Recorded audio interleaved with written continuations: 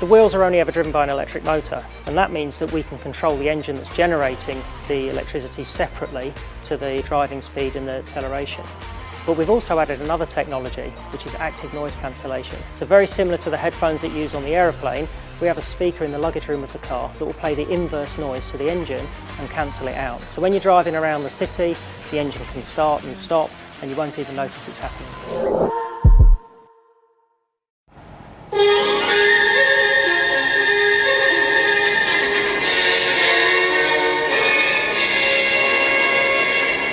Independent wins Mount Gambier and counting continues in MacKillop. Good morning, Josh Brydon in the southeast with ABC News. The ABC projects independent candidate Travis Fatchen has won the seat of Mount Gambier. The ABC is estimating preferences between One Nation's Anne-Marie Loaf and Mr Fatchen, and projects Mr Fatchen will go on to win the seat. With about 80% of the votes counted, Mr Fatchen narrowly leads Miss Loaf in primary votes, followed by Labor's Matthew Key and Liberal Lamorna Alexander. Mr Fatchen says he isn't celebrating yet, but is hoping to champion priorities such as infrastructure and health.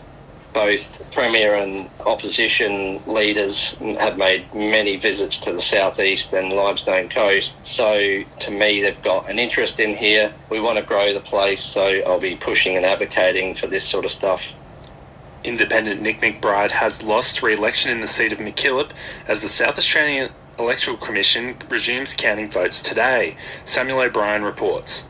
Preferences will be sorted between One Nation's Jason Virgo and the Liberals' Rebecca Rosser today after they led in the primary vote on Saturday night. Ms Rosser says she isn't surprised by the level of support for One Nation, having met many disgruntled voters. The Hern Liberals are very focused on the bread and butter of state government, and it has been difficult to ask people to focus on that. Meanwhile, incumbent independent Nick McBride, who was charged with assault last year, is in fourth place as of Sunday afternoon, with 15.1% of primary votes. The ABC has contacted Jason Virgo for comment, and no winner has been projected for MacKillop.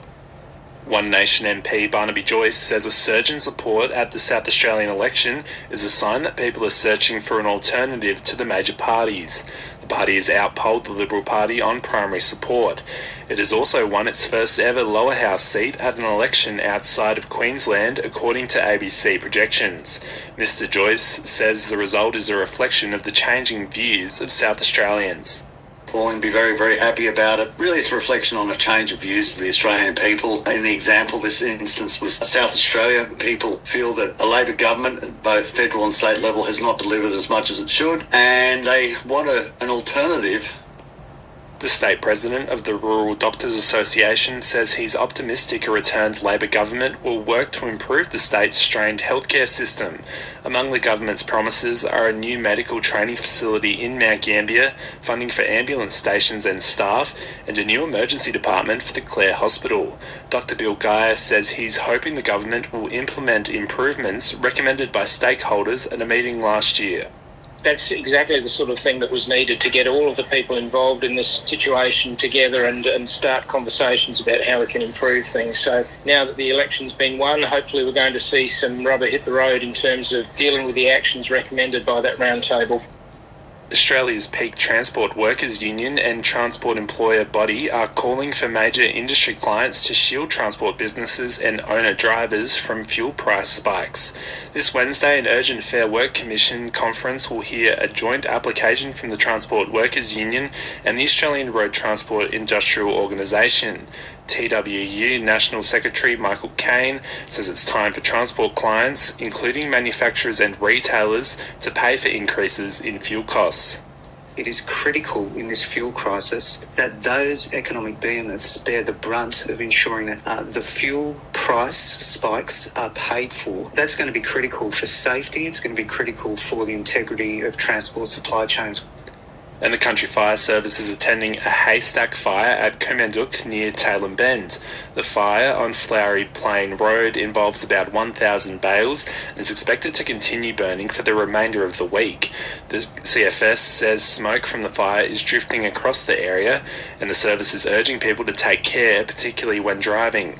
The cause of the fire is currently unknown, however it's not thought to be suspicious. A Mount Gambier family says it wants better palliative care education for regional health workers following significant gaps in their son's treatment. Sam Bradbrook has more.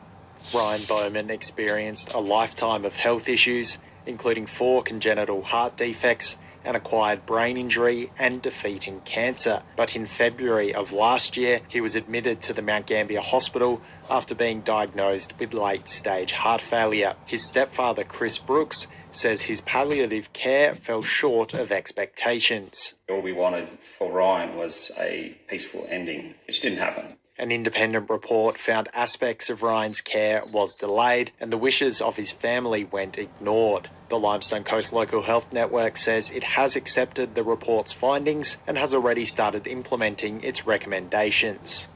Ryan's family has started the Ryan Bowman Legacy of Care Foundation, which will offer scholarships to healthcare workers to undertake further palliative care training. Flinders University palliative care expert Claudia Verdun says further education is just the first step to improve palliative care outcomes. Our hospitals are really well set up in Australia to support people who have acute and episodic concerns that are curable often, but we're not so well set up to care for people who are now living with multiple serious illnesses that are not curable. A Limestone Coast tourist operator says he's preparing for a possible downturn in tourism as fuel prices continue to rise ahead of the Easter long weekend. Mario Deloya owns the Kingston Lobster Motel as well as other hotels across the state and has been inundated with cancellations, with many worried about being able to access fuel in the regions. He says his teams are working with customers on a case-by-case basis to try and keep or reschedule the bookings. However, it's still affecting outlooks for the holiday period. Regionally, everything is affected. Accommodation simply supports everything locally as well. It's a matter of us getting them to us, and then they spend the rest of their money doing things that will make their experience happy. Rural doctors warn some patients may be forced to make life and death decisions due to the rising cost of fuel. National Health Equity reporter Rachel Carbonell has the story. Many rural and remote patients say they're struggling to afford travel costs to critical medical appointments because of fuel price increases. Rural Doctors Association President Sarah Chalmers says the price of fuel is above $3 a litre in some parts of the country. I think that there are circumstances where people feeling the need to delay treatment could be a life and death situation for them. Many patients say they're cutting back on food and other essentials to afford medical travel. Rural health advocates say state and territory governments need to increase travel subsidies for patients struggling to afford to travel long distances. A Mount Gambier man has faced court on a variety of drug and theft offences yesterday. Samuel O'Brien has more. Justin James Kelly pleaded guilty in the Mount Gambier Magistrates Court to crimes he committed between April 2024 and August 2025. The 54-year-old stole items from multiple businesses in Mount Gambier, as well as 2 bags inside a car and a separate set of keys. He was also reported for carrying a knife and possessing drugs. Kelly's defence said a heart failure while in prison for the past 7 months had changed his circumstances and he would be looking to support his father away from negative influences in Mount Gambier. Magistrate Collie Schultz convicted him to time served for the drug offences but reserved her decision on the other matters until April. And a winner has still not been projected in the seat of MacKillop after another day of vote counting by the SA Electoral Commission. One Nation candidate Jason Virgo is leading with 35.5% of the primary vote, while Liberal Rebecca Rosser is in second on 22.9%. Preference flows have not been reported by the Commission yet, with the results expected to be close between the two candidates. The count will continue today. A man has faced court after being arrested with a shotgun and ammunition allegedly in his bag on Mount Gambier's main street. Sam Bradbrook has more. Police say they stopped a 50-year-old Mount Gambier man walking along Commercial Street East at about 4:30 on Tuesday morning. Checks revealed there was an active warrant against the man, and a search of his backpack allegedly uncovered a shotgun and 10 rounds of ammunition. He was also allegedly in possession of a small amount of methamphetamine and a knife. The man was charged with possessing a firearm without a licence, carrying an offensive weapon, and 2 counts of breaching bail. He was refused bail and appeared in the Mount Gambier Magistrates Court yesterday. The woman who stuck googly eyes to the cast in blue sculpture has been sentenced in the Mount Gambier Magistrates Court. Samuel O'Brien reports. Amelia Vanderhorst pled guilty to sticking adhesive eyes on the sculpture located in the Mount Gambier CBD, nicknamed the Blue Blob. In court, police said the 20-year-old used superglue to stick them to the council-owned artwork on September 13, which cost $3,000 to repair. Ms. Vanderhorst's lawyer said she was under the influence of MDMA and drank around 3 litres of vodka on the night of the vandalism, but she was remorseful for her actions and had been drug-free since January. Magistrate Carly Schultz recorded a conviction against Ms. Vanderhorst and ordered her to complete 60 hours of community service and pay $2,000 to the Mount Gambier City Council. Many traditionally Liberal voters made the switch to One Nation at this year's state election, shaping up South Australia's political landscape. Farmers say frustration with the major parties and dissatisfaction with federal issues drove the shift at a state level. Vote counting is continuing, but some electorates in doubt will have to wait until the full distribution of preferences is conducted to know who's won their electorate. Farmer Brenton Smith says he's always been a Liberal voter, but switched to One Nation for the first time this year. When they're not in power, saying it's this one's fault and that one's fault, but when they get in, nothing seems to change. It's just a blame game, and I think things have got to change. There's just way too much bureaucracy, and each party continues to tell you they're going to cut the red tape, but all they do is add more layers. A Pat the Way mother says she'd like to see more accessibility accommodations made for families trying to help their children navigate disabilities. Ayla Moyle lives with spastic cerebral palsy, but her journey to a diagnosis and management plan has faced many setbacks. Her mother, Lindley, says making spaces accessible for Ayla is a significant mental load, and she'd like to see others advocating for changes to be made in their communities.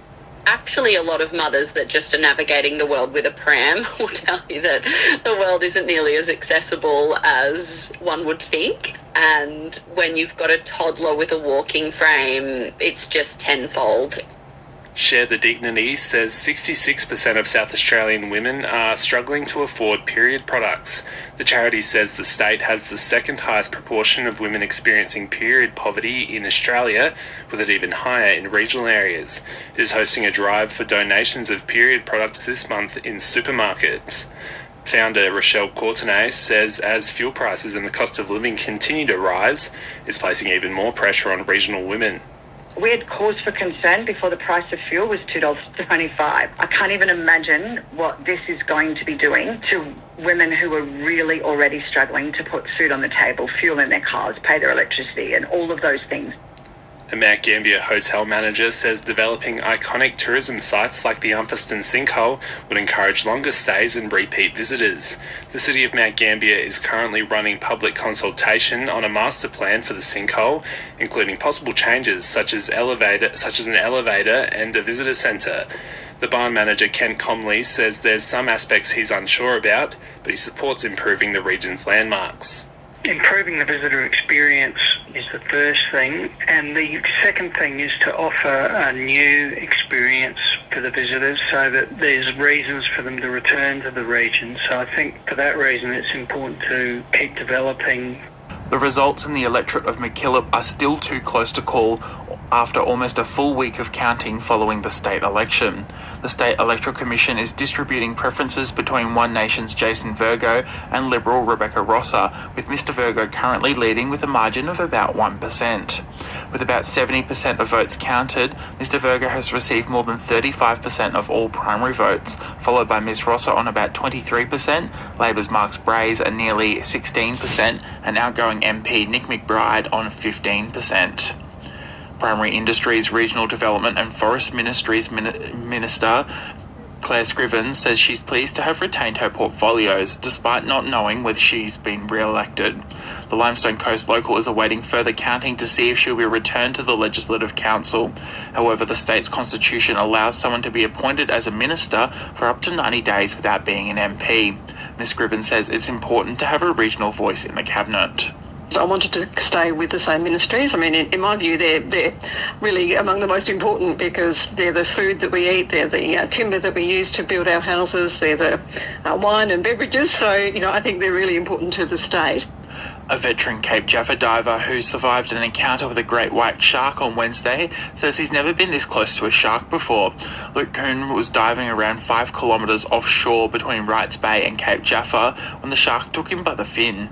The 69-year-old says he's been passed by 4 great whites over the past 4 years, but the experience has shaken him. I managed to get my foot out of the fin and came back to the spot, gathered my senses, and I decided I'll go straight to the top. Apparently the shark came to the surface before me, and I barrel rolled and went back down to where I was, and meanwhile I'm going up. Managing Director of Shark Watch SA, Anton Cavino, says he isn't convinced by an uptick in reported shark sightings along the Limestone coast.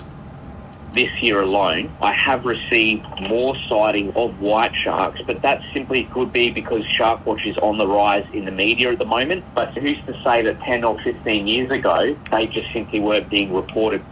Meals on Wheels, who deliver food to vulnerable Australians, are calling on the federal government for assistance as costs continue to rise. The charity and non-for-profit delivers more than 10 million meals a year, but Chair Paul Selder says fuel costs could cripple the service. He's meeting with the department officials today in an attempt to get federal support for the organisation. What we've called for is to recognise Meals on Wheels as an essential community support service, to include us in emergency planning and logistics coordination, to consider giving us priority fuel access. A speaker set to present at the Limestone Coast Landscape Board's Feral Deer Forum on Monday night says a better understanding of deer behaviours in the region will help control their population. Flinders University PhD student Peter Hamnett will be one of 4 experts to present at the public event at Lucendale ahead of the next deer cull on the 27th of April. He says there are an estimated 10,000 deer left in the region, and his research will help better focus culling efforts. Some modelling we've done has found that across the state, the distance to deer farms is a really strong driver of where deer occur. What I'm doing now is looking at sort of a finer scale within the regions. How does the availability of woodland dictate the presence of deer? A new week-long event is aiming to promote awareness of seaweed life living along the southeast coastline. Seaweed, a celebration, is being held at venues across Port Macdonald and Mount Gambier over the next week, showcasing the beauty of local oceans and beaches. Events will include beach walk, talks from experts, and even cooking demonstrations. Event organiser Sally O'Connor says locals will be surprised how diverse the local sea life is. It's not just, smelly seaweed. Just to look at it closely, you can see some beauty in it, and which is why we use one of our pillars, art, to share what we find in the seaweed. Across the southeast, this is ABC News.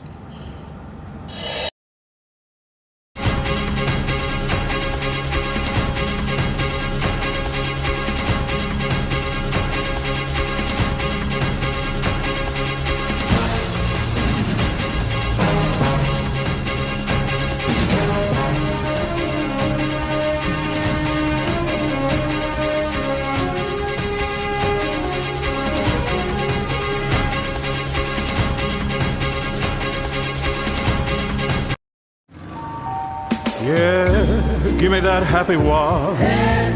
Scratch-free guarantee. Make me feel like a limousine. Happy wash, happy car at OTR.